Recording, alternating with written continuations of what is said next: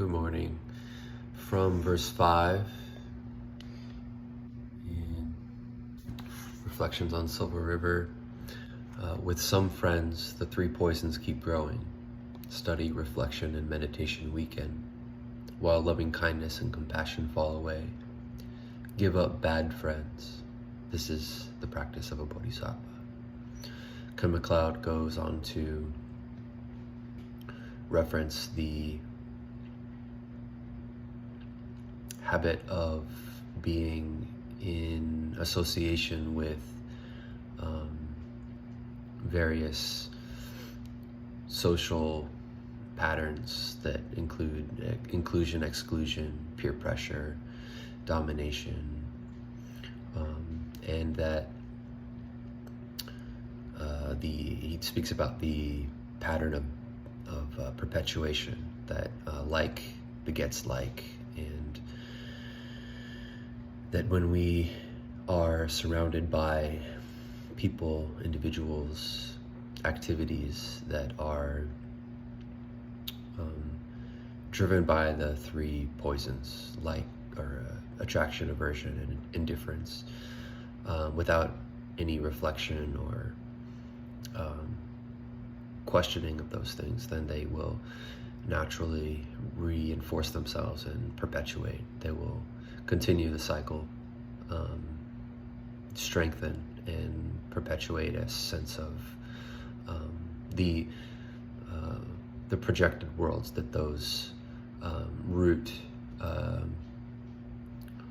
emotions or perceptions create. He also speaks about the inner environment. What do we continue to generate internally without question, without reflection? He says you want to change how you experience life, but you may not want anything else to change. Is that possible? Well, I think we know that that's not possible, yet we live in a kind of fantasy wherein we hope that life is going to change. We want it to change, but we're not doing anything to create that, to generate that change.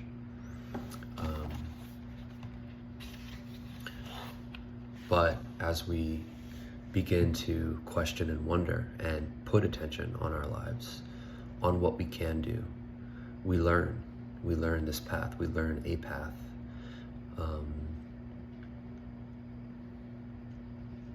When we start to pay attention to our inner experience and our outer expression, we slow down. We may not as easily just reactively live bantering and gossiping and slandering and joking and living in our thoughts, feelings, emotions, our fantasies, our aggression. We'll start to begin to have space and will not be driven to and fro with our emotions. He speaks to an important point here that I want to speak to, that when you start to develop a practice in space, attentional balance, and a kind of relationship with your inner environment, yourself, you feel a loss. And with loss there is grief. He says, the pain of separating from patterns and people, yet you feel lighter and clearer, as if you had set down a coat or a mask that you had been wearing for no apparent reason.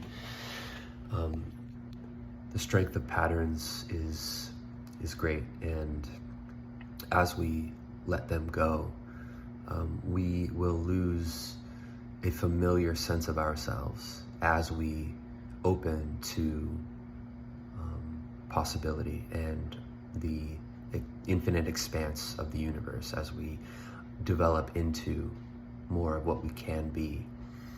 And that takes courage, and it's worth it.